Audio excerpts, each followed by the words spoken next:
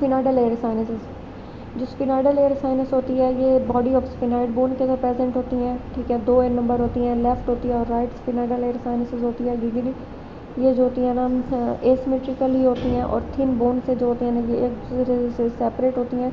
Sometimes ये बोनी septum जो होता है ना वो कम्प्लीटली अपसेंट भी हो सकता है। फिर उसके बाद हमें देखना होता है कि जो ओस्टियम होता है स्फिनोइडल साइनस का वो कहाँ पे ओपन हो रहा होता है।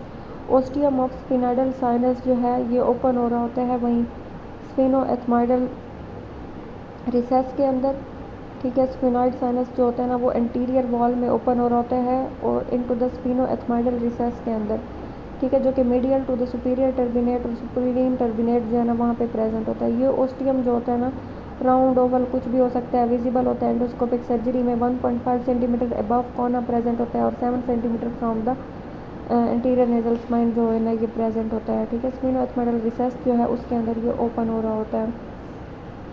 फिर उसके बाद हमने ये देखना होता है कि इसकी जो length width depth of ostium of sphenoidal air sinus जो है ना वो 2 सेंटीमीटर के बराबर होती है सब कुछ, ठीक है। उसके बाद रिलेशन क्या होते हैं स्फिनोइडल साइनस के, ये बहुत ज़्यादा इंपॉर्टेंट होते हैं in the case of endoscopic sinus surgery of nose जो है ना उसके लिए। जो lateral wall of sphenoidal air sinus होती है वो क्लोजली रिलेटेड होती है इंटरनल कैरोटिड आर्टरी और जो ऑप्टिक नर्व होती है उससे, और these both are separated from one another by optico carotid recess. Laterally इसकी एक्सटेंशन जो होती है ना वो क्लिनाइड प्रोसेस की न्यूमेटाइजेशन के ऊपर भी डिपेंड कर रही होती है। जो मैक्सिलरी नर्व होती है वो जो है ना लाई कर रही होती है below the lateral wall of sphenoid sinuses, ठीक है। मैक्सिलरी नर्व जो है वो लेटरल वॉल ऑफ स्फिनोइडल साइनस के बिलो लाई कर रही होती है। ऑप्टिक नर्व और जो कैरोटिड आर्टरी होती है समटाइम्स बोन से कवर होती है, समटाइम्स फुली एक्सपोज होती है, ओनली कवर्ड होती है बाय म्यूकोजा।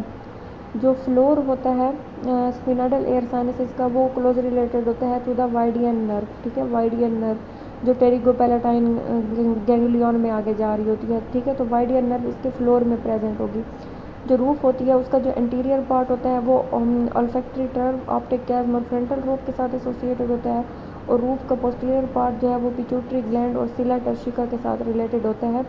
और लेटरली जो होती है ना इसके अंदर कैवर्नस साइनस भी प्रेजेंट होती है, ठीक है। रूफ के लेटरली जो स्फिनोइडल साइनस होती है इसमें जो रूफ होती है उसका इंटीरियर पार्ट ऑल्फैक्टरी ट्रैक और ऑप्टिक नर्व के साथ रिलेटेड था। पोस्टीरियरली में पिट्यूटरी और सिला टर्शिका और लेटरली कैवर्नस साइनस जो है ना वो प्रेजेंट होती है। और पोस्टीरियरली जो ये होती है ये एक्सटेंड कर रही होती है इनटू द क्लाइवस जो होती है ना उसके अंदर। ये रिलेशन बहुत ज़्यादा इंपॉर्टेंट होते हैं हम एंडोस्कोपिक साइनस सर्जरी जो है ना जब वो करते हैं। यानी कि जो लेटरल वॉल होती है स्फिनोइड साइनस की उसके अंदर इंटरनल कैरोटिड आर्टरी प्रेजेंट होगी, ठीक है, और ऑप्टिक नर्व प्रेजेंट होगी।